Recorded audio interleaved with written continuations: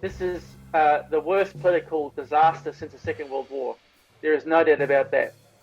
That's very important to acknowledge. This is a political disaster, and fundamentally, this is perhaps all about geopolitics. Unfortunately, that is having an impact on the average household, the average person's family, communities, businesses, on their situation. So the impact is playing out in deeply fundamental and destructive ways.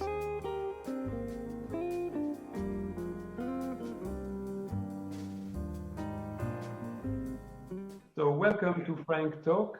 Today my guest is Jason Thomas. Jason, that's quite an attire you've got there.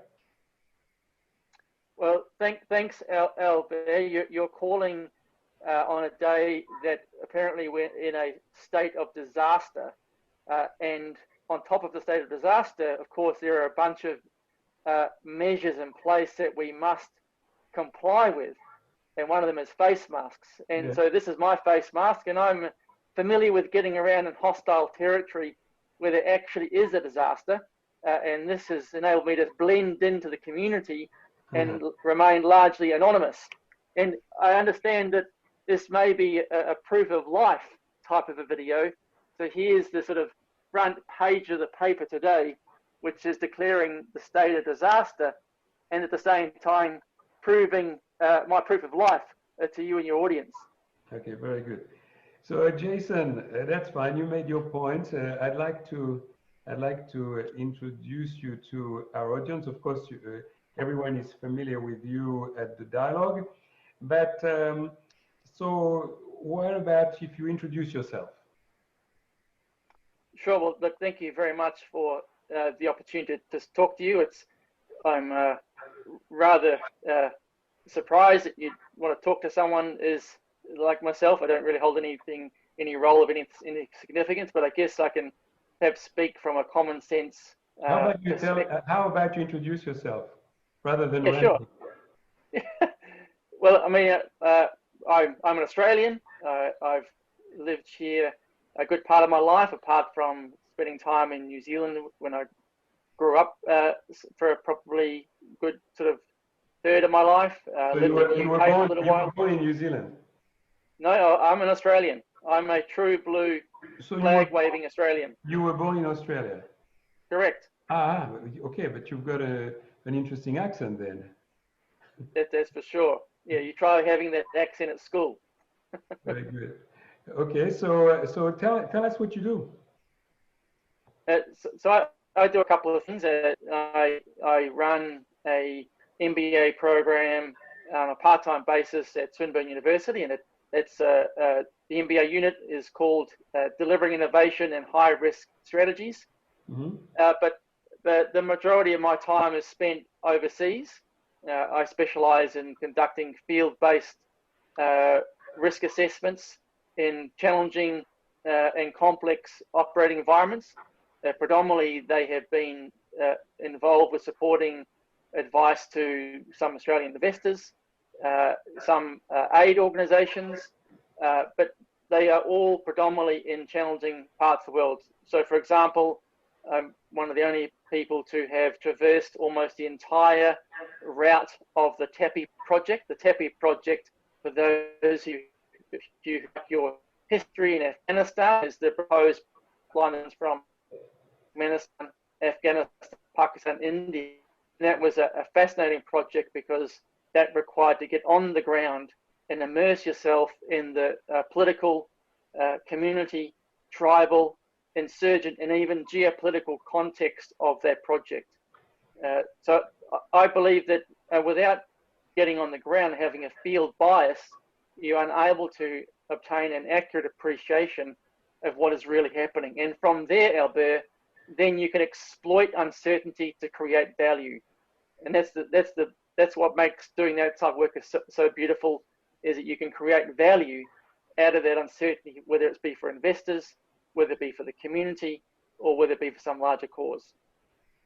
Okay, and so I hear that you go to conflict zones yourself and Correct. putting yourself in danger you go to front lines and so on, hence the attire that you showed us before. So you go to the Middle East, you go, where do you go?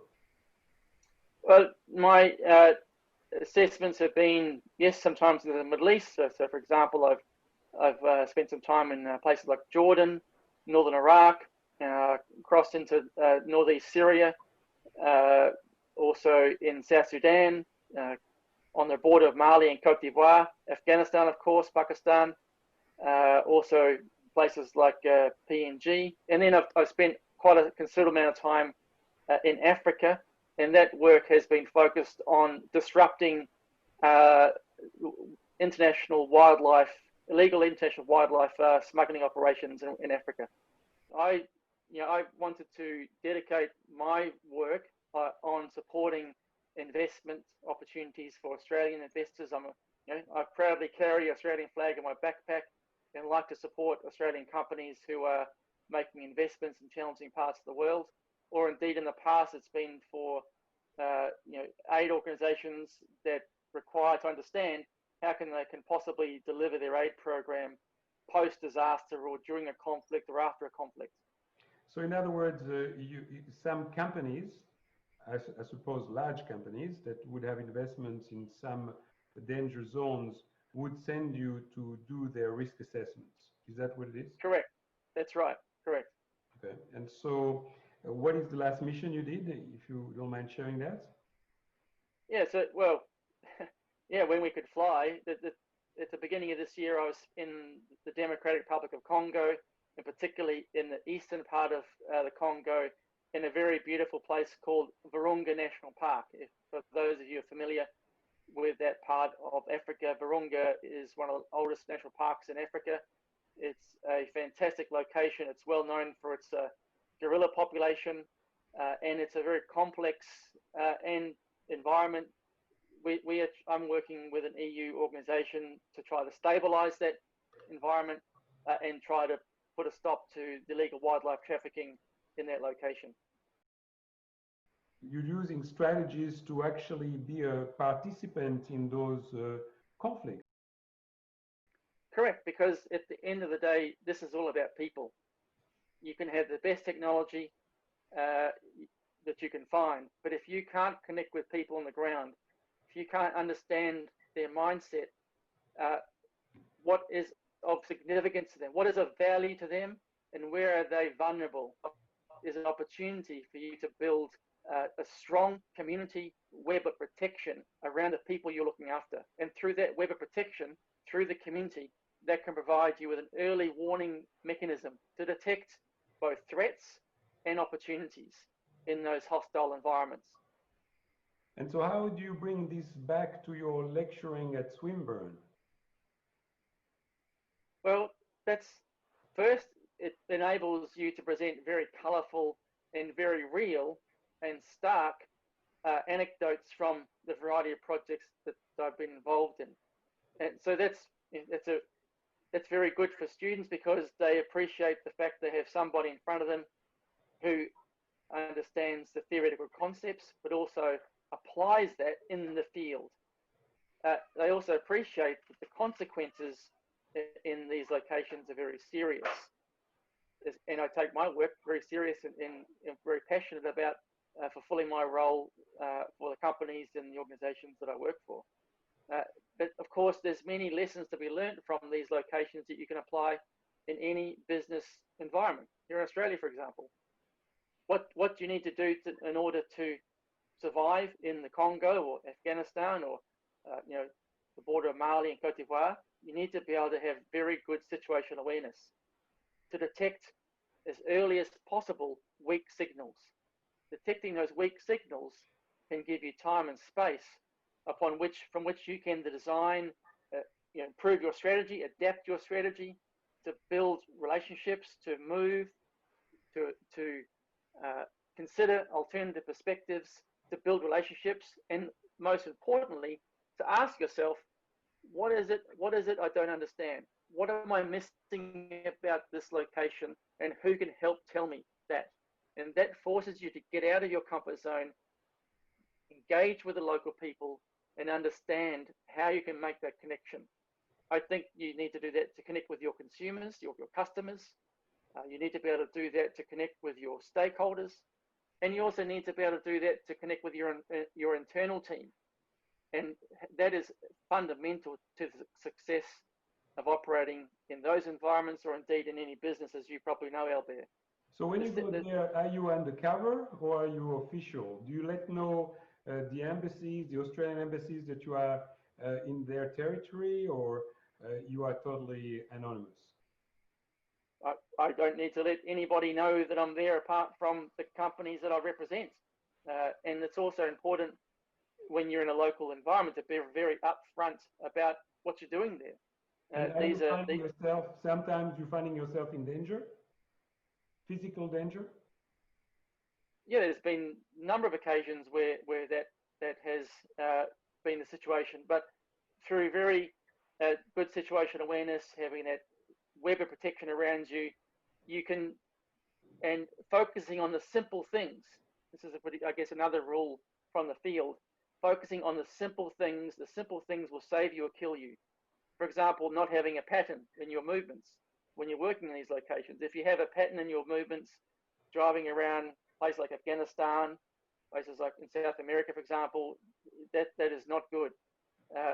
So understanding patterns, good situational awareness, being honest and upfront about what you're doing there, and in trying to connect with the local people, and particularly key nodes of leadership, so you can work by, with, and through those local nodes of leadership to enable you to get as close as possible to what really is going on. I guess you could describe it as a sort of a T. Lawrence approach to field-based assessments. And you never had to put your judo skills at work? I think if you have to put your judo skills at work, a lot of things you've missed out. You've missed a lot of signals. So that's the very last resource. Absolutely. Always be nice. And I'll tell you a good example of this. Before I embarked on going on my first trip to the Congo, I'd never been to the Congo before, with this wildlife conservation organization. The lady who was the lead asked us how we're going to get through this environment. I said lollipops and coffee. Lollipops and coffee. And on the first armed checkpoint that we came to, with young guys with AKs and looking pretty fierce and tough and gruesome, the moment I went down the window and I offered them a lollipop, and of course, who can resist a lollipop? And the moment they're sucking on the lollipop, they're smiling. They realize I've given them something that is an act of kindness, and we're engaging, we're talking. And before we know it, we're allowed to the checkpoint, and off we go. That person doesn't forget that lollipop.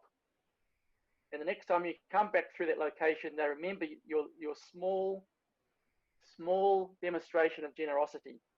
And lollipops and coffee, that's what will enable you to get through these locations. And yes, at times, these hostile environments do place you in situations of risk, but that's again where you are able to adapt, maneuver, and to create opportunities no matter where you are.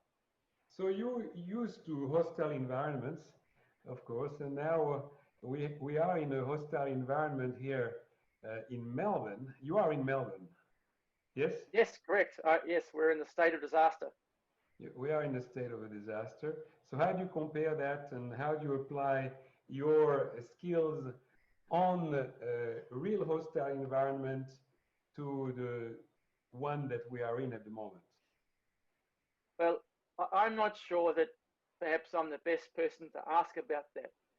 The reason why is because most of my life has been spent in locations where you are confronted with human suffering and misery, and the consequences of violence, insurgency, terrorism, famine, civil war, and perhaps that sometimes creates a different threshold in which you judge the level of threat that you may be in. So I'm not sure I'm the best person to ask about that. However, in terms of establishing a mindset to enable people to get through these situations, perhaps there are some lessons. And I think that Before we go on, can you tell me, do you have any political affiliation? no, the only thing I strongly believe in is individual freedom and personal responsibility and good old-fashioned hard work. Okay, so you're not a member of any political party. No. Which way did you vote at the last federal election?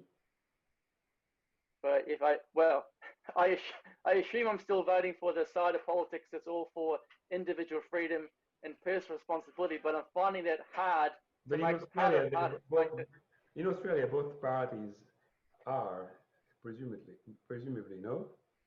That's not the case? I'm finding it harder to appreciate which side of politics is the stronger as our political, I guess, community goes along its path at the moment. Okay, well, in any case, you're not a greenie, even though you've got very green credentials, I understand. You can I survive find in that nature, most greenies wouldn't be able to. Well, I find it very interesting, that type of comment, because it assumes that if you're on the centre right of politics, you don't like the environment, right? And I would ask any centre That's not right. exactly what I meant at all. But Oh yes, I know. I appreciate that. I appreciate that. Okay, never mind. So let's talk about this comment, because what I like about you, Jason, I mean, you write a few op-eds that are quite interesting, always challenging. You write for the Australian newspaper and a few others, and so you know how to express your ideas, and you seem to be an outside the square thinker, and therefore, having thought about a lot about policies and so on, it is relevant that you give me your opinion, your assessment from a security viewpoint, because that's your specialty.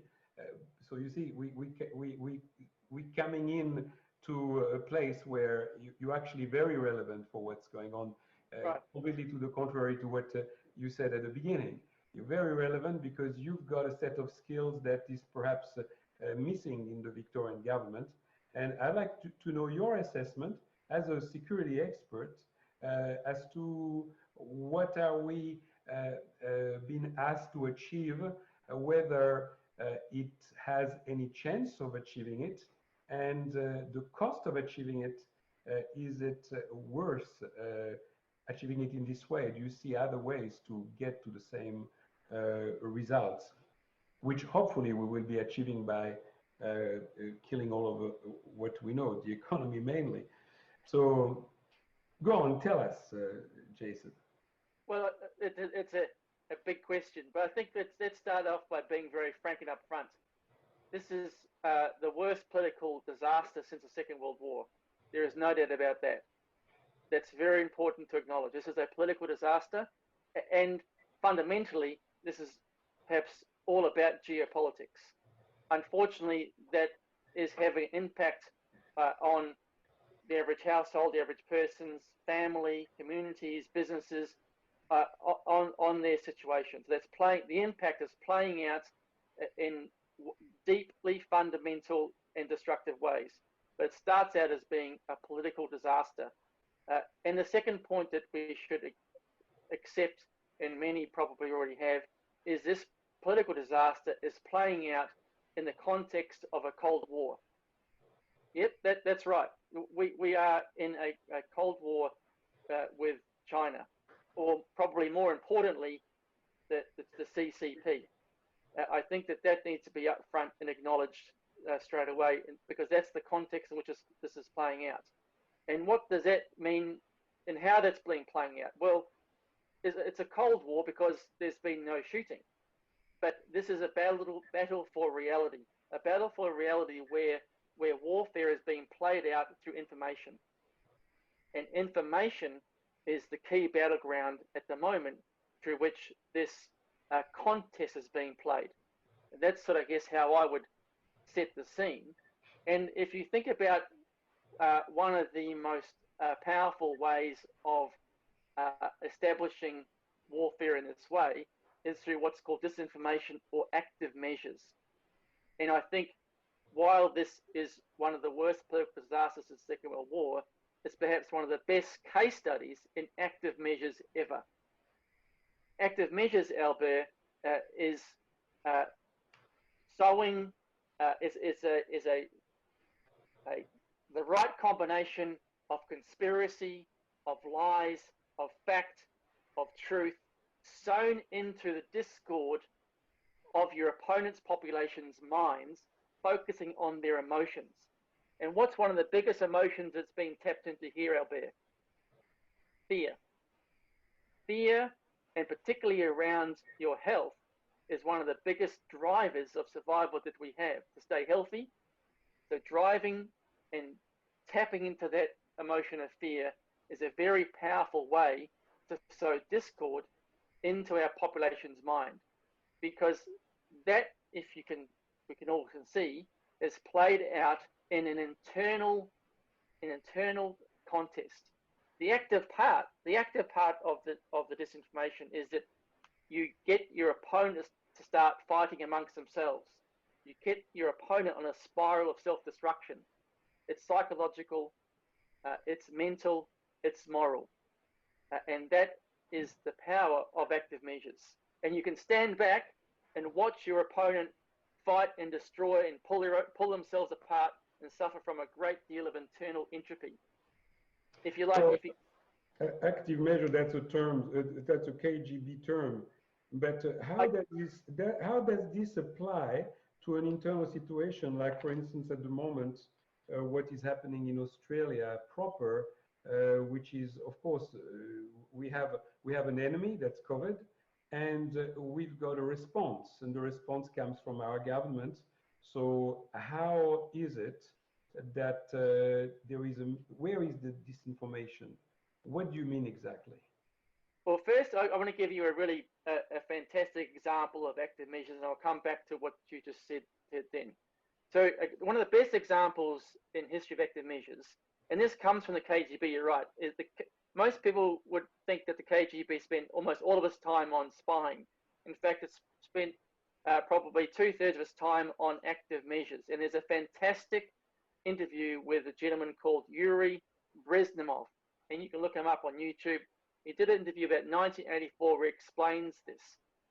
And in the 1950s, the United States developed its operational plan 10-1. And it was all about if the Cold War turned hot and how it would implement its military operations in Europe, predominantly fighting behind enemy lines, using the forests and the rivers, etc. By about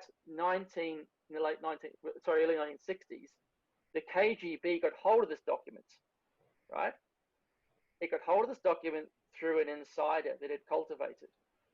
It then pulled the document apart, and it inserted one fake page. And I can read that to you if you like, but one fake page. But essentially, that fake page, it pinpointed the locations of the European cities that the United States said it would target with nuclear bombs. One fake page. It then reassembled the document and loaded it with top secret throughout the document. It then submitted that document to 2 different publications. One was a soft porn news outlet called Der Stern. It's not sure there's a play on words, but anyway, Der Stern, soft porn news magazine. The other one, it sent to Der Spiegel, which you will know and your listeners will know is a very respected German newspaper. Der Stern couldn't believe their luck. They'd never had such a scoop, and they published it. Der Spiegel were a little bit more circumspect. They said, is this a forgery? But the story is so good. The story is so good. And what's unique about the story is the Germans don't know about it.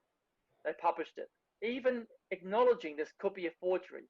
Other publications said, well, imagine what the real document's like if this is a forgery. The Times in London had headlines saying, the US hands out H-bombs in Europe.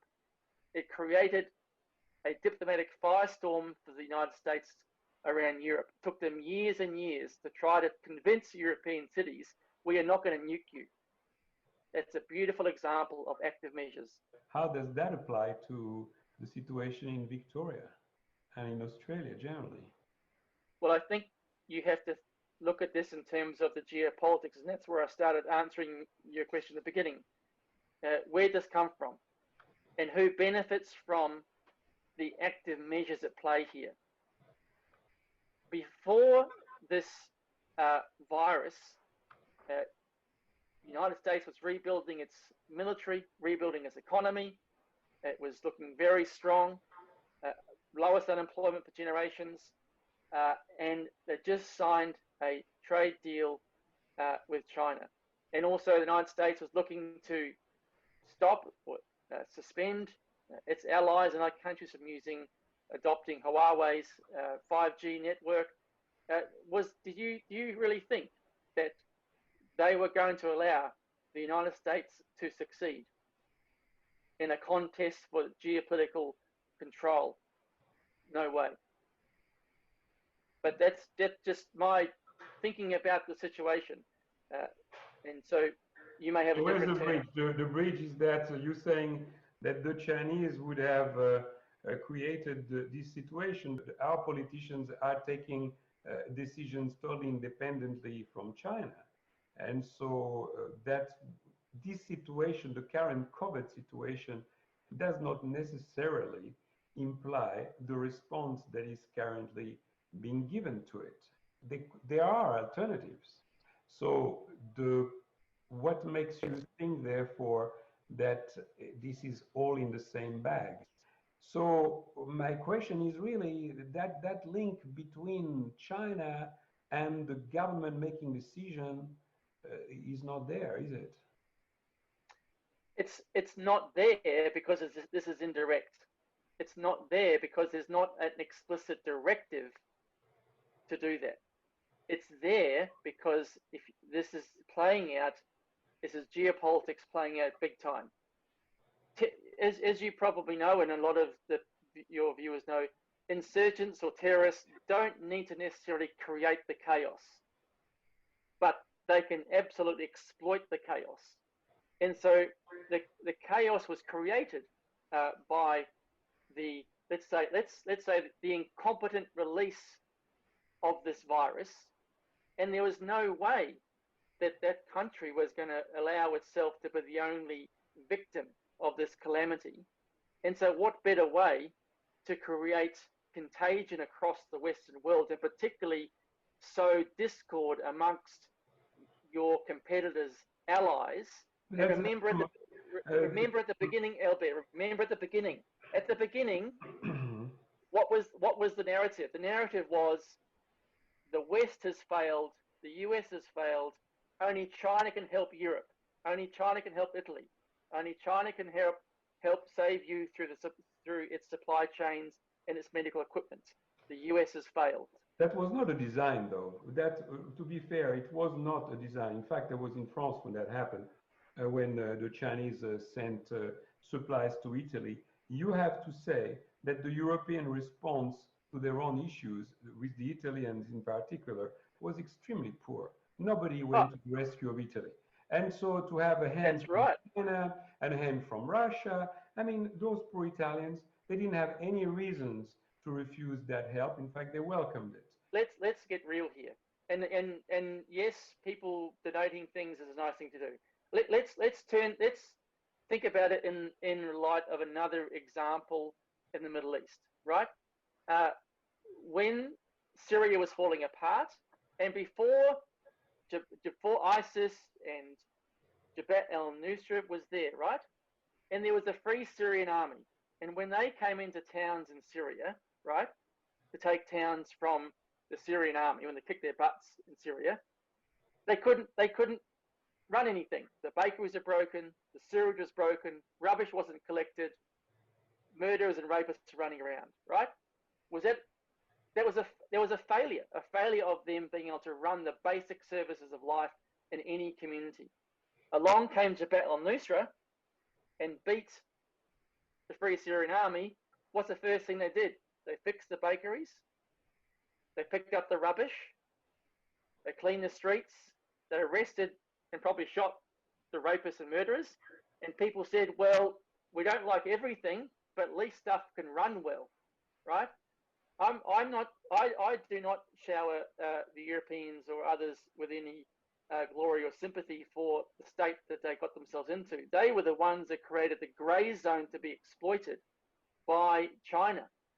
The Europeans, you're right, they failed in their duty as members of the European Union to support a member in crisis. And so that created an opportunity for someone like China. It's not a, we've got to get ourselves away from this concept, this Clausewitzian concept of war, Yes, where it's but all about physical. Jason, that's one thing that you and I may be differing. Yes, yes, yes. Is that I think the hysteria about China, I have enough of it. I have enough Right. of it because it is a panic response, as absolutely that response to COVID is. I think that the outcome of what happened in Italy speaks for itself. China did not invade Italy. They sent some humanitarian help. They sent their chief scientists. They gave them the best advice they could. Some of it, as we found out later, the Italians found out later, that the tests coming from China were not very accurate. Fine, but they sent them the stuff that they had. And at the end of the day, the Chinese are back in China and the Italians have recovered.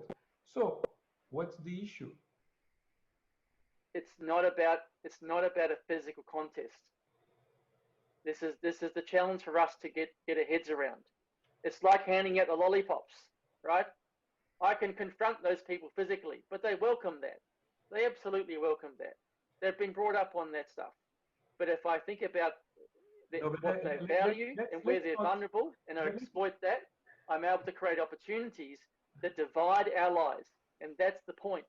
It's dividing allies because there are three things that they are committed to. Number one, the most important, is maintaining the internal authoritarian control, absolutely.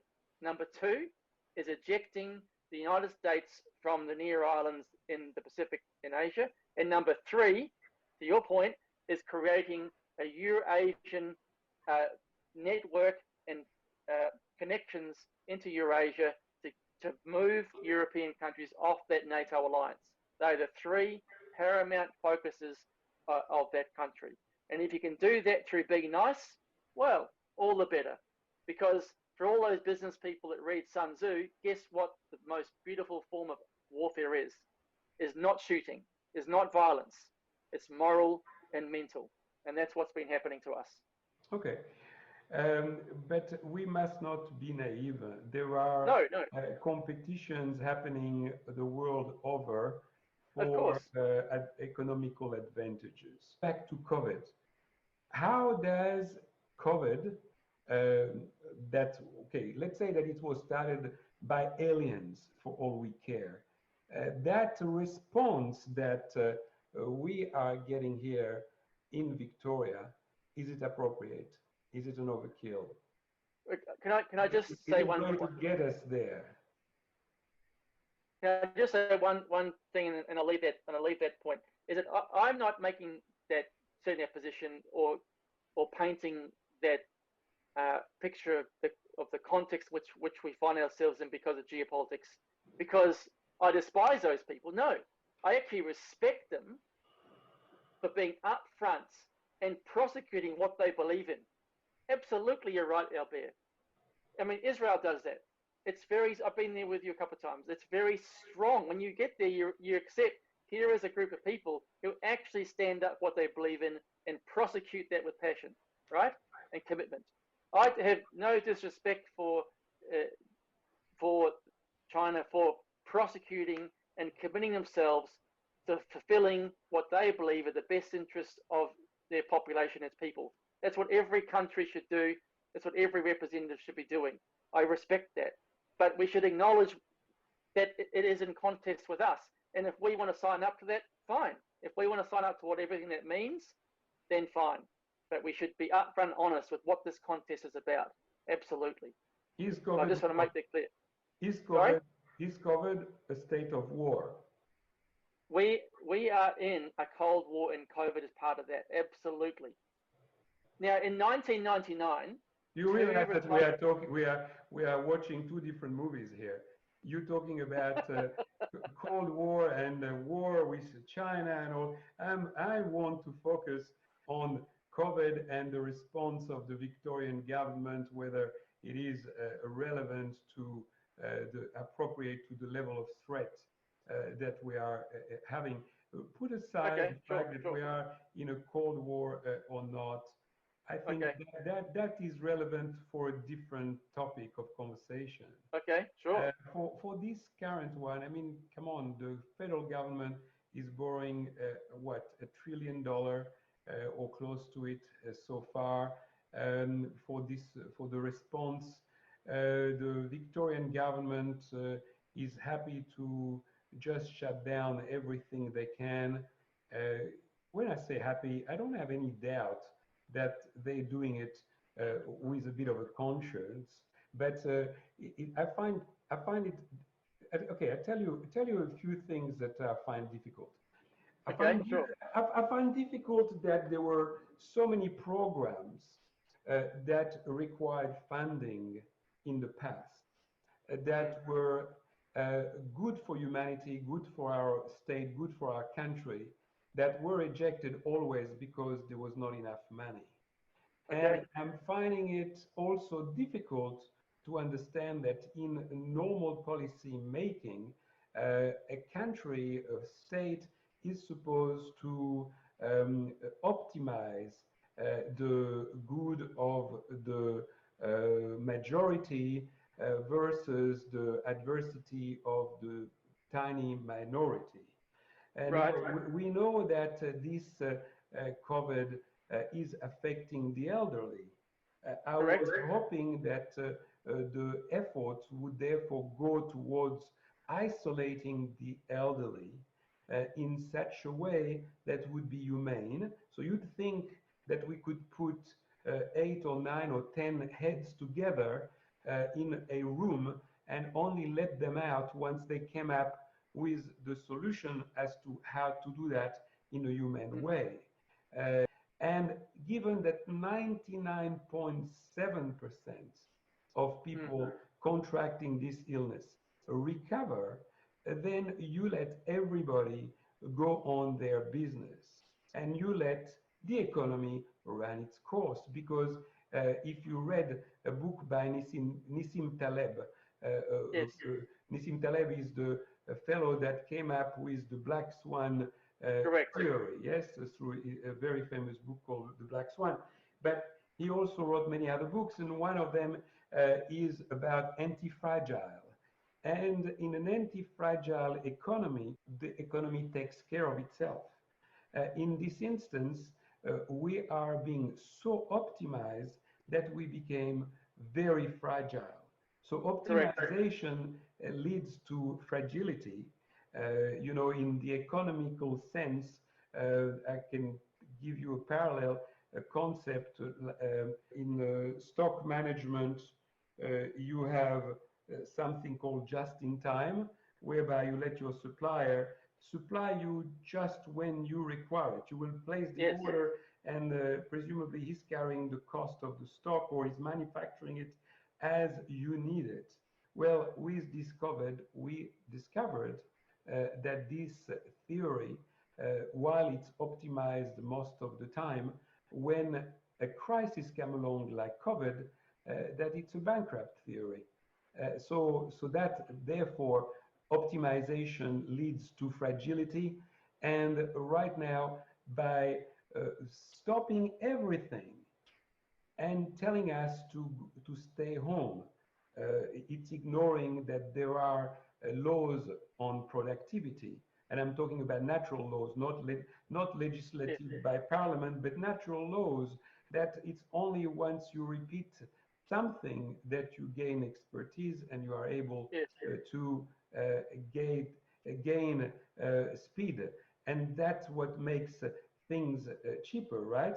So that's where I'm coming from. I want Mm, to understand where on earth do those people that govern us at the moment are ignoring all of what makes a human society resourceful, adaptive. I mean, Yes. once this is over, how do you explain to those people who now have some fragility inbuilt in them to say, oh no, now you have to become anti-fragile again. We're not giving you anything anymore, or we're going to give you a minimum. Just go and fetch for yourself. Well, unfortunately, for people like you and I, who, number one, want to speak our mind about this, because quite frankly, many of us are losing our shirt off this, right? We're actually quite pissed about this. Let's be quite frank about this, right? I'm quite surprised at the lack of passion from some of our people who represent us, people who apparently are elected on democratic principles, don't seem to be very good at standing up for these principles. That's number one. Number two, you're absolutely right about optimization. One of the frameworks I use for my MBA program, which is quite surprising for business students, is I introduce them to Darwin's theory of evolution, right?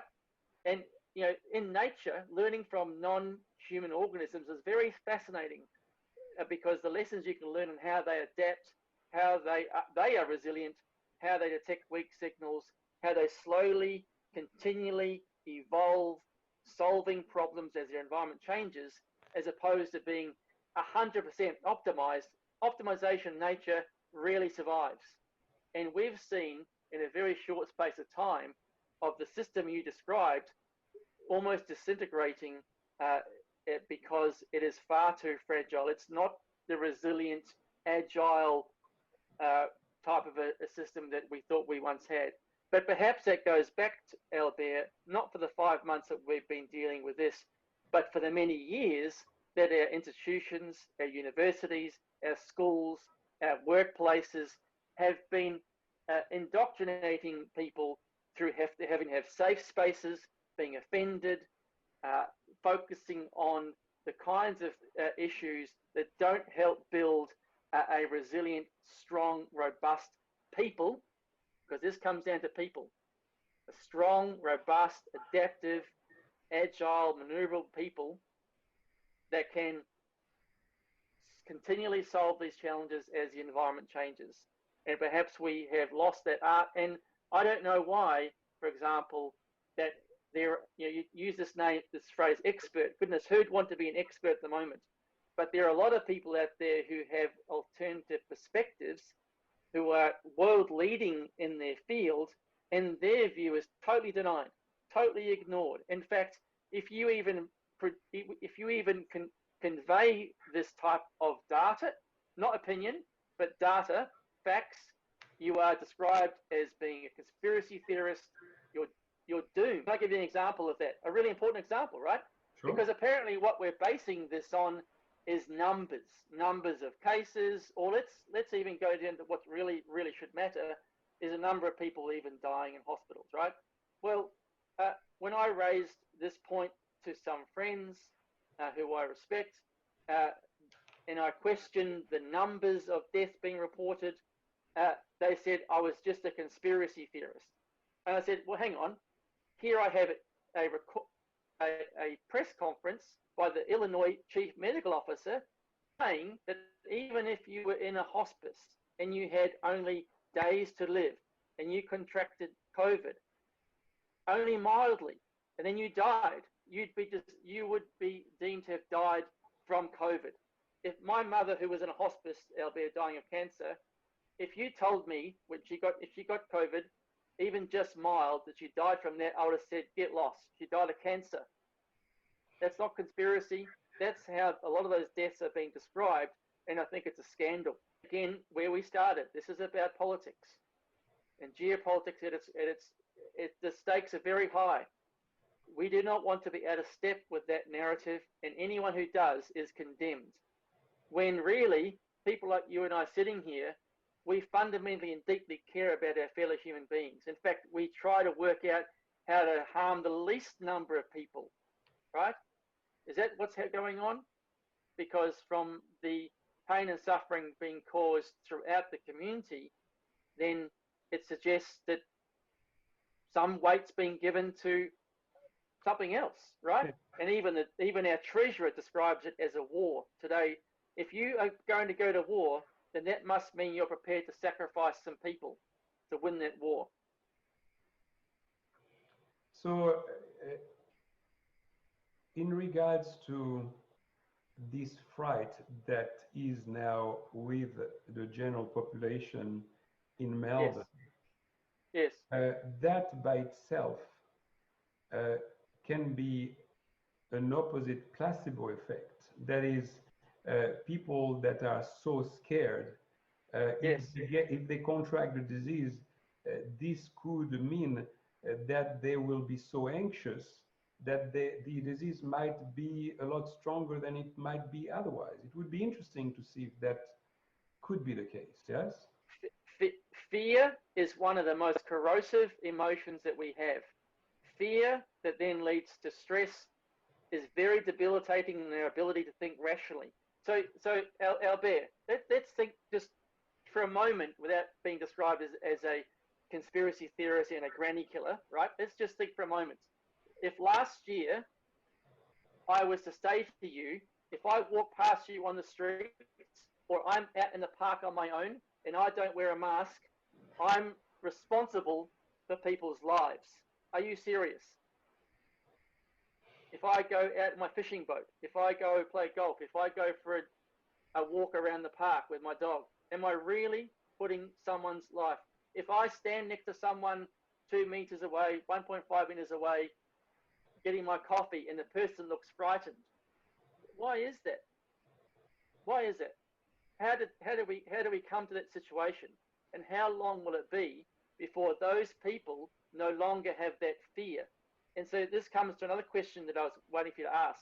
Who's going to be the political leader that then starts to unpack these measures? Who says it's time to take the masks off? Who says you can go back to your life? Who says I can shake your hand again? Who says that? Well, they will say that only once there is a vaccine, and the question is, will there Oh, be a vaccine? really? That's absolutely right. So, Right, so right. interestingly enough, we in Australia, we were in a very good situation from a debt point of view. We didn't have much debt at all. If you compare us to countries in Europe, Australia was pristine from that regard. And Yes, of course, now that we are borrowing ourselves to the ground, we are nearly now, we are in the 30s in terms of debt to GDP, in fact, perhaps even in the early 40s. Not very long ago, we had a debt level that was 20 times lower than that of the French in terms of the GDP to debt ratio. Now we've got a debt that is about 60% of that of the French. So the French, to me, being the pariah, even though my accent tells you that's where I come from, but it is the pariah of the European countries. It's really a shame for Australia not to have tried other measures given the very low level of COVID that we had here. What scares me, I have to tell you that I've got also some fears, but my yes. fears are coming from different places. When Okay. I see someone like Daniel Andrews, who has been very reluctant to release Victorians when we had a very low level of COVID in May, for instance. He waited 4 weeks before it started actually relaxing. I think 6 weeks actually before starting to relax the restaurants, and even then it was so draconian for the level of COVID that we had. If you again look at what the French had, they had levels that were even superior to those that we're experiencing at the moment, yet they That's had right. already totally released their population, and we were not yet released. Now that we have a serious situation on our hand, thanks to the same Daniel Andrews and his team, given the errors, the number of errors that they have committed, especially with those confined hotels. And they have now taken extreme severe measures. This is not over. It's only the beginning. And I'm afraid that that is what scares me, is that there is no check and balances. There's no one questioning. We are at the time where conformity is the rule. The questioning isn't allowed. Yet, this is the time, guys, to question. I'm asking myself whether it is because Australians never had to fight for freedom that they're taking it so much for granted. Well, certainly not this generation. And perhaps that goes to the crux of the matter. And when you talk about, you refer to Taleb's view around resilience, is that there hasn't been the requirement. And thank goodness, I guess there hasn't.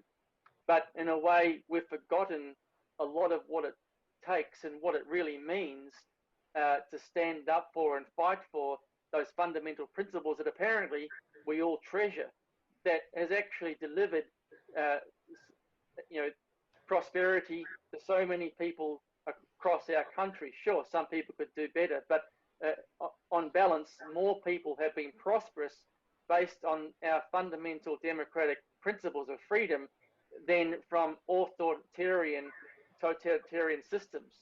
And I think that that perhaps combined has led to the lack of resilience amongst perhaps those at times who lead us, those who provide advice to those who lead us. And I think that perhaps it goes to the heart of the matter, because this situation is not just about wearing a mask. In fact, I don't know about you and your listeners, but I'm getting sick and tired of being told, wear a mask, shut up, do this, shut up, wait for more instructions, shut up. That's really not how you lead people. You lead people, you're a business person, you're a successful business person. What can you tell me what's the objective? I'm Yeah. asking, what's the objective? Well, the objective was always unsaid, and we only discovered the objective by precisely observing what Mr. Andrews was saying and acting. He said in May that Victoria and Australia were the envy of the world. Well, that's no longer the case. Therefore, it's egg on his face. What he went for was eradication. It could have been Yes, achieved, but for yes, that, you need to have integrity.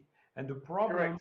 in our societies is that integrity is always lacking somewhere, and Yes, the virus wins because without integrity, and what happened in the hotel confinement demonstrates that lack of integrity, doesn't it? correct. The other Not problem only that not only that was the mixed messaging. So the first thing I ask you is that there was never really a stated objective as to why we were doing what we're doing. of course Second not. is there was a lack of integrity in the application. So, for example, the hotel quarantine, the protests that took place, and the opening remarks of the inquiry from, sorry, I can't remember the gentleman's name, of the current inquiry here in Victoria, was almost every single case can be linked back to the hotel quarantine fiasco. Now, of course, there may be the odd person that goes and does something stupid. That's going to always happen, but I don't think the odd person doing something stupid results in a catastrophic disaster that we're in now. That is a fundamental failure in the integrity of the system. I think most Australians are very pragmatic, and if you tell us what the objective is and why that objective is valuable, and these are the reasons why we're applying this measure, and you guide them not through fear, not through the emotion of fear, but you use your leadership around courage, about commitment, about the objective at the other end of this, then that's how you guide a population to achieve strategic objectives, not endless, meaningless, tactical wins, and a bunch of activity that in the end got us nowhere. Yeah, it's remarkable how also the whole process is disrespectful of the democratic process. Because, Absolutely. because in these times, you'd think that parliament would be sitting. In this time, you'd Absolutely. think that scrutiny would be happening. Uh, but, Absolutely. but yet, that is the first thing that's being smashed at the same time. So you've got incredible harsh measures that are imposed on us. And at the same time, the scrutiny is over. That is Absolutely. absolutely not right. This is a Orwellian in nature. Uh, you are a student of 1984. I know that sometimes you like to even quote from that. I think that's the time that you should do that. Well, I think it's becoming commonplace at the moment for all kinds of people to reach out for that publication 1984, which was amazingly was published in 1947, 49, by a gentleman who actually went off to the Spanish Civil War, fought at the front, fighting for what he thought was the cause, but actually the cause turned against him until he got shot in the neck and returned to London. And in fact, it was quite interesting because when George Orwell returned from Spain, get this, he said, "From now on, I'm only going to rely on the facts." The facts. Now, imagine that if we only relied on the facts, that it's very hard to get to what the facts are when they're cleverly mixed with conspiracies and lies and obfuscation for political purposes. I think that is a real tragedy. So, slogans. I mean, think about the slogans that we hear all the time now around this issue with COVID, and they even have a little jingle at either end, a little noise. You go on the train, you go in the shopping mall, you go at Chemist Warehouse, you can't escape, you turn the radio on, the TV, all these phrases, staying apart, keep us together, work from home if you can. Or, what was Orwell's phrases in 1984 that was pumped out by the Ministry of Truth? Freedom is slavery, ignorance is strength, privacy is theft. Over and over again. And interestingly enough, in the main character, Winston, every day at his workplace where he worked, there was the 2-minute hate. The 2-minute hate. And that was when the workers would get together around a semicircle of chairs and look at a screen, and guess who was on that screen? I'm sure your viewers are pretty smart. Emmanuel Goldstein. Emmanuel Goldstein was a sandy-haired dude who used to be part of the system, and then he went rogue, and he challenged the system. He challenged the fundamental system, and he became the enemy. And the 2-minute hate was by looking at his face and yelling and screaming and getting emotional and getting worked up. And of course, you had to look to your left and your right to make sure that you were as emotional and as worked up as your other work colleagues, for fear of them detecting a small ounce of non-commitment that you might be discovered. So tell me, Right? Jason, what is your advice to people out there? What do you say to them, to the Victorian people, to those who are in confinement at the moment? Well, I think it comes back for all of us is about the kind of mindset that you have for these kind of situations. That mindset is very important for seeing you through mentally and morally and physically through this, because people like you and I and our friends, we care very deeply about people and those of us around us, particularly those who may be in less fortunate situations, those living on their own, those who are fearful because of the narrative that's been spun. So I think fundamentally it's about establishing the mindset right for you to be able to persevere through this and finding those small, don't look at the big tasks. Don't think about 6 weeks. Think about day by day, or even half a day, break it up into half a day segments. What can you achieve in half a day to make you feel good, to make you feel strong, to make you feel positive? Not by fear, not by being told to cower in the corner and suck your thumb, because that's the kind of message that's been brought through to us. Shut up, wear a mask. No. Find those things in your life every single day that make you feel good, that make you feel positive, that connect with your friends, that connect with what you believe in, what you fundamentally believe in is right, and do not lose hold of that one bit, and do not let anybody take that from you. And through that process, at the end of that 6 weeks, you may actually come out to be a stronger person. You may actually come out to realize, actually, I didn't realize I could achieve such a thing. That's the kind of message that needs to be delivered to people of Victoria in whatever way they can do that, because that's what's going to get people through the serious challenge, because it's not just about a virus now. It's far deeper. It's far more serious than perhaps anything anybody has experienced apart from the Second World War. Yeah, we have to be eager to get back to our freedom. Do you have any message for the young people? What would you like to tell young people? The noises in the background are my cats. They're going mad. Well, I've got 3 children, and one of them is about to, next year, he's heading off to begin his officer training at the ADF. And we talk a lot about the kind of mental strength that challenge will take, because this is like that. This is a mental challenge for us here. And young people are best to look at this and how they can look for ways to exploit this situation to create value out of it. What are new relationships you can form? What are new things you can learn during this time? What are new ways you can look at the world, and which provides you with clues that'll help you work through the challenges in the rest of your life? Because my son's I guess career will all really fundamentally be about working through moral and mental challenges, not just physical ones, and that will enable us to have the next generation of leaders and experts and advisors and just generally good people in a community that are strong and are prepared to stand up for what we all believe in, and that's personal responsibility and freedom. Any good book you're reading at the moment? I'm reading a good book by former Delta Force Commander Pete Blabber called The Mission, The Men and Me. And I think that would be very helpful for a lot of people leading us at the moment. The Mission, The Men and Me. Very good. Very good, Jason. Jason, it was a pleasure to talk to you today. No, I appreciate the opportunity. I apologize sometimes if I get a bit passionate about things at times, but I think that there's no longer the time anymore not to be passionate. We have to really charge forward and try to stay as strong in what we believe in as possible. That's right. Thank you, Jason. Thank you for watching Frank Talk on YouTube. Please leave us a comment and don't forget to hit the subscribe button.